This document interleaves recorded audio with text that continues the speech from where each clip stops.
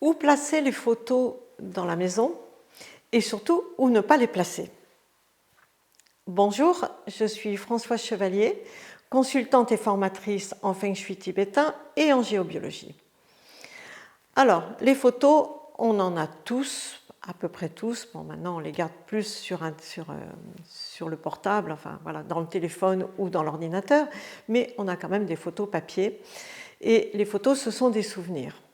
Alors, soit joyeux, soit douloureux. On a les deux cas. Qu'est-ce qu'on en fait? Est-ce qu'on les met dans un album? Est-ce qu'on les expose? Est-ce qu'on les met dans un cadre?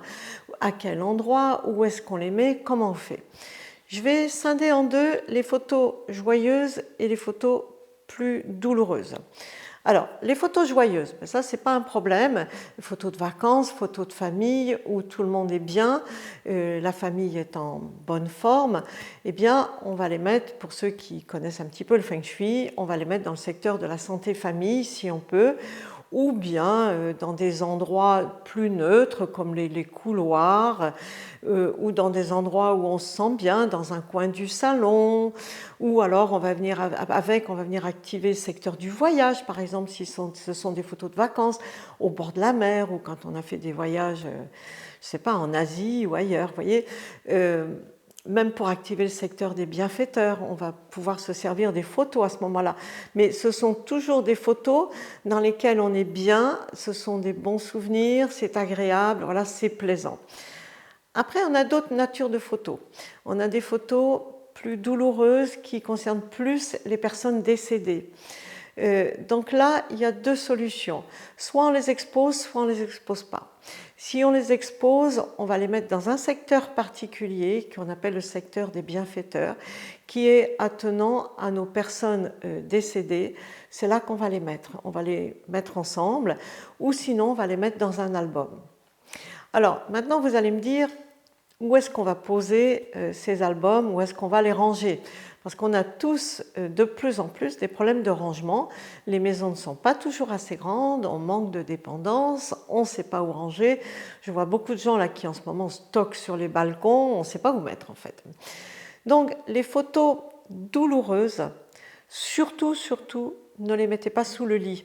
Si vous saviez ce que je trouve sous les lits, c'est incroyable. Donc pas de photos douloureuses sous les lits, parce que vous allez vivre, vous allez dormir avec la douleur en dessous, l'énergie de la douleur, ce n'est pas tout à fait ce qu'il vous faut. Pas dans la chambre non plus, voilà. Pas de photos dans la chambre et surtout pas de photos des enfants dans la chambre des parents.